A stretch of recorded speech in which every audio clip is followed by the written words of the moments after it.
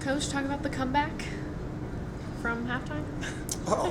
What kind of happened at halftime that you guys kind of came back and scored? Just, went into the game talking about having pride and who we are and who we represent, first ourselves and then the team and your teammates and then the university. And went in at halftime and just thought defense had played real well. Our punt game was terrible. Our offense was not very good. And we kind of challenged them, especially the offensive line. Said, look at the 5 guys in this group and see what we got to do. And it all starts with you as an individual and then playing for the guy next to you.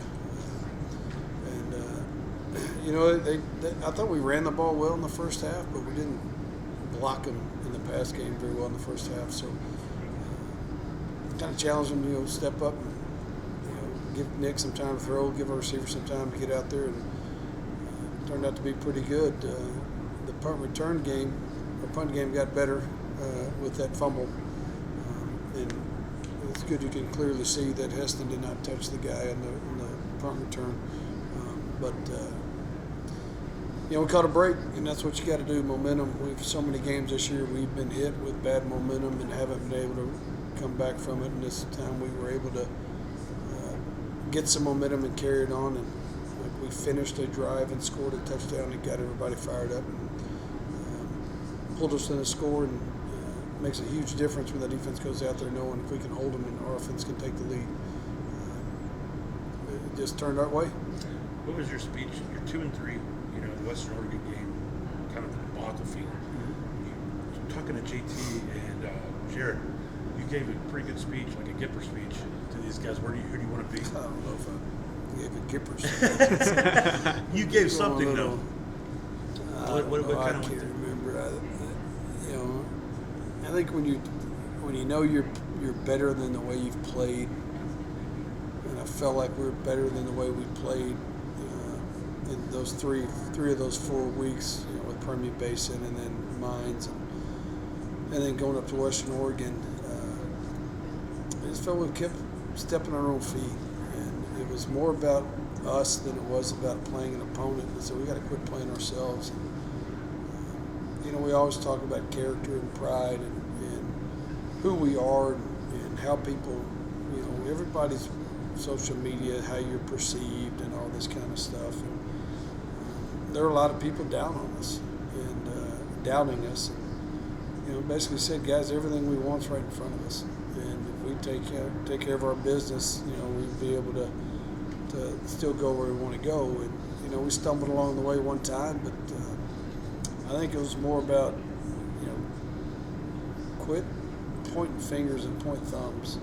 Don't blame somebody. Look at yourself in the mirror first and go from there. And, told me there's a lot that you can learn, and when you're faced with adversity, your true character shows. I'm extremely proud of the way we've played the last 5 weeks. I wish we could have gotten that other one in there and gotten that taken care of, but we played some of the toughest teams in the country, with Mines and Commerce and Angelo State and Midwestern, and we've gone toe to toe with them. So. Getting ready for Saturday, obviously Bethel's an ag, but they're 9-1 on the year, so it's not a team where they're NAI, you can't overlook them at all.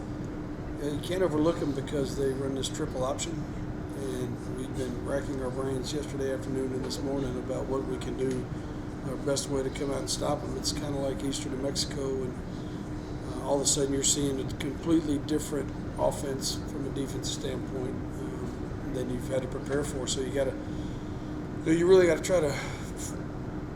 I don't know how the best way to say it is. You got to come up with almost a new scheme, a new way to stop it, and they're good. They're very good at what they do. They control the ball.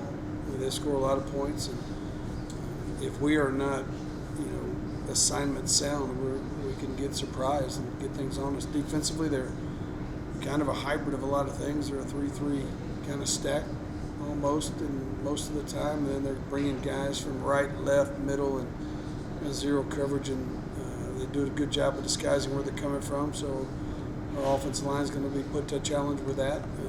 Even in the run game, when they blitz the gaps in the run game. We're going to have to be able to keep our tracks as we block. And in the pass game, Nick might have to get rid of the ball quick and see what our receivers can do on the outside against them. How many seniors shooting out Saturday? I think we're going to have possibly 12. Waiting on some to see what they decide to come back because of the COVID year. How many are celebrating Saturday? The seniors are celebrating? The senior day stuff. Oh, there's 12 right now. Okay. But there could always be another one or two pop in there that, but decides not to come back. There's one of them celebrating for a second time, Jordan Johnson. Kind of brought his name up this morning, and I said, well, if he wants to come back for a third one, we'll allow him to come back for a third one at the NCAA. He'll be 30 by then. That's all right. Yeah. Talk about those guys, the 12 guys, and what they meant to the program.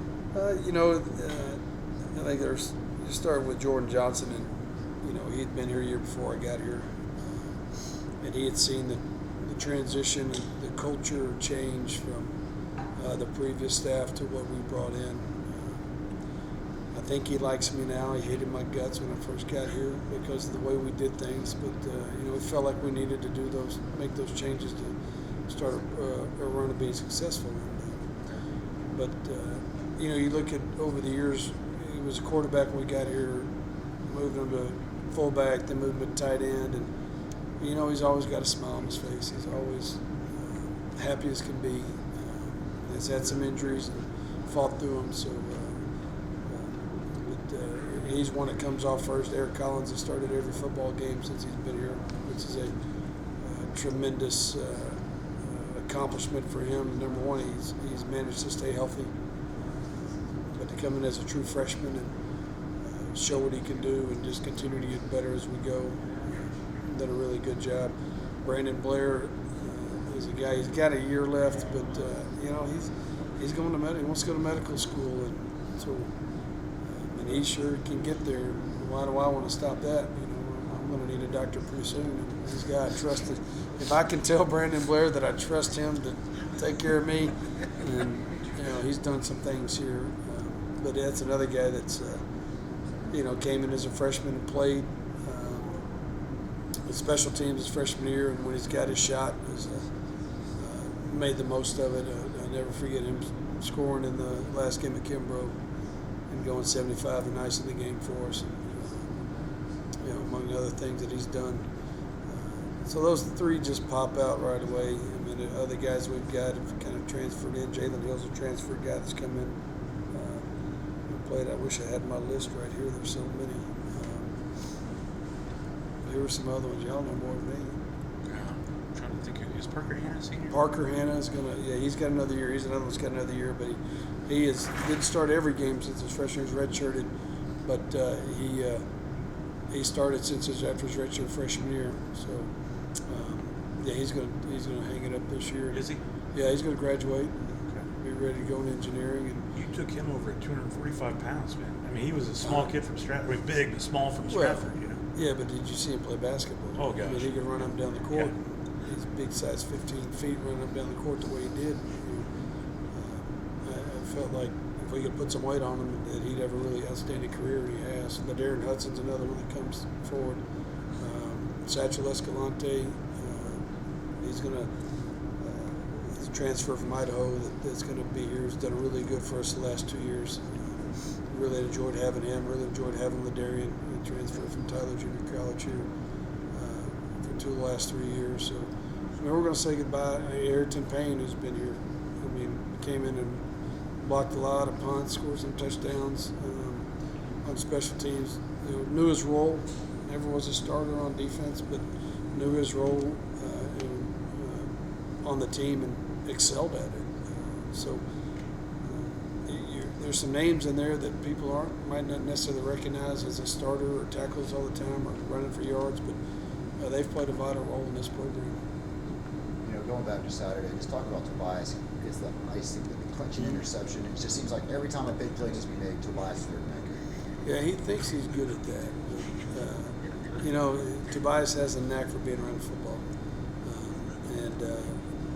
I was trying to get him out from returning punts because he was tired at one point, trying to get Heston back there. And, there was a timeout or something called, or he came over and I said, well, I'm going to have Heston go in there. He goes, why are you doing that? I said, because you were tired. And he goes, I was tired then. I ain't tired now. I was like, all right, but left him back in there. So just a fun kid to be around. And he just, he's got a love for the game, just like everybody else. I wish everybody on our team would practice a little more. I wish Tobias would practice a little harder, just to hone their skills a little bit. But when it's game time, the lights come on, he's ready to go, and love that about him. We joked this morning, but as soon as he had that pick, I was saying, get down. I don't want, last thing I wanted to turn over back and give the ball back to him. And so this morning, I just kind of said, I was kind of shocked you slid. And he goes, I heard you, Coach. I just heard you. Get down. And he goes, I said, how'd you hear me? He goes, I just heard you right here. It was in my head. So, but yeah, I mean, that's just, again, smart play. Ice the game, get it over with, and no reason to try to score. Just the goal is to win the game, and when he did that, we won it. So felt very, very good about that. Then big picture, you guys are right there for a conference championship, or a piece of the conference championship as well. And we got to have help, so we'll worry about that then. But we knew after Western Oregon, if we won out, we'd win the conference, and we didn't. So like I said, we stumbled our toe early, and after the season's over, we'll go back and look, and we'll worry about all that. But we got a good Bethel team coming here this week that's got our attention, and we want to send these seniors off with a great win, and hopefully in the season with 7-4, and build on that in the spring and go into the next fall.